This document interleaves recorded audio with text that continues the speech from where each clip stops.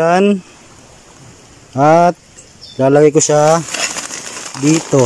Good morning mga kabark. Sa araw na ito ay meron po tayong bark hunt. So meron po akong ipapahunting sa inyo mga kabark na ito. Meron po tayong collar at may kasamang may kasamang snap hook. Ito ipapahunting ko sa inyo mga kabark. Snap hook, sticker, at syempre mga kabark meron din pong palaman. So papalamanan po natin ng 100. Small amount lang mga kabark, pero makakatulong din to sa inyo. So ipapakita ko po sa inyo location kung saan nyo po pwedeng mahunting ang ating snap hook at ang collar. Syempre may sticker at may palaman na 100. Dito natin siya ilalagay mga kabark sa plastic, white na plastic bag. Yan. So ayan mga kabark, ready na yung ating pang bark hunt.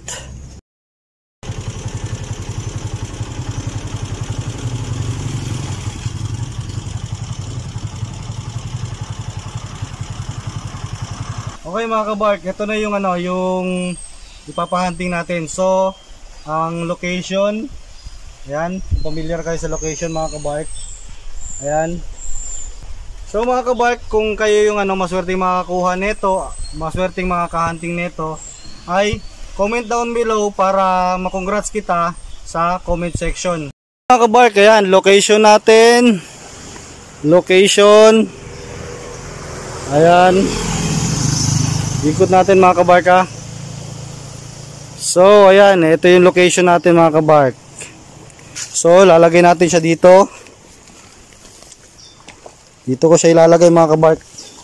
Ayan. Galing dyan. At lalagay ko siya dito. Ayan, kitang kita lang mga kabark.